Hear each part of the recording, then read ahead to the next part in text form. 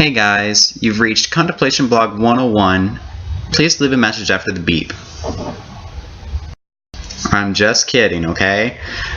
What we're going to talk about today are superconductors. Superconductors are things that are not giant train conductors or any giant musician.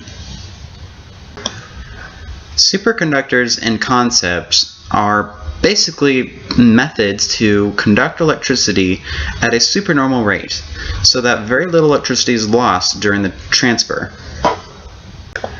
Superconductivity has a great potential. There is a lot of electricity that is no longer lost if you use superconductivity over traditional methods of electricity transfer. As a result, there is a lot less of potential demand for electricity.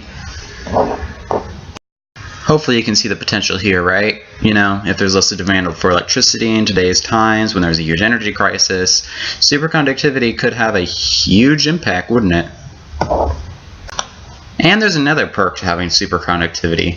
Superconductivity can allow larger amounts of electricity to be transferred in a similar infrastructure at the same time when compared to traditional methods of transferring electricity as well. Let's use a metaphor for superconductivity. In this case, I'm going to use a superhighway.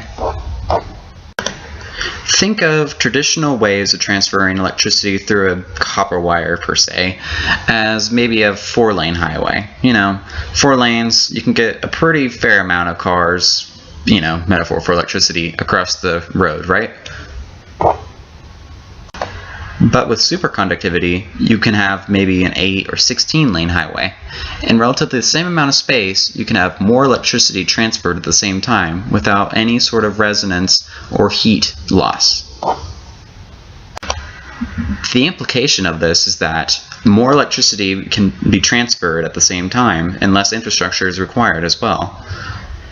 Additionally, applications that involve higher voltages can be used. Theoretically, you can use superconductivity for such electrical applications as levitation, magnetic levitation, where you can have enough electricity going through one place at the same time to generate enough levitation to make an object as significantly large as a vehicle to be pushed off the road more than a couple feet at a time. Now there's your hover car for the future.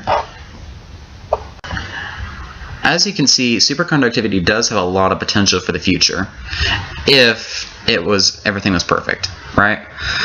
If we had superconductivity with every single part of our electrical infrastructure, there could be so much we could do and so much better we can make ourselves. But the problem is that currently superconductivity requires supercooling temperatures to make everything work correctly. It has to do with the resonance involved in creating a pathway, per se, for the electrons to go through the path. It's very impractical if you think about it. Let's say you want to use liquid nitrogen. Not everyone's going to have liquid nitrogen. It's not like you can run to Walgreens or Walmart and buy liquid nitrogen all the time, right? It's not a commodity. So that's the main issue of superconductivity, the fact that we cannot have an efficient method to keep them cooled. Now, either we can figure out a method to keep them super cold at a very cheap price and with using material commodities, or we could kill one bird with one stone, not have to bother with a second bird, right? By designing superconductive materials that don't require supercooling in the first place. If we could figure out a way to keep them super cold, we could have a society that requires many times less energy demand than we do now, as well as a society that can use electrical applications that are many times higher than the magnitude that we have now. Think of maglevs and how much greater they would be if the electrical circuits were no longer traditional, but instead superconductors. Think about it. So what do you guys think of superconductivity? Leave your comments in, well, what other place? The comments. And if you like this video, make sure you subscribe to me, okay? I'll be posting new videos soon, so I'll see you guys later.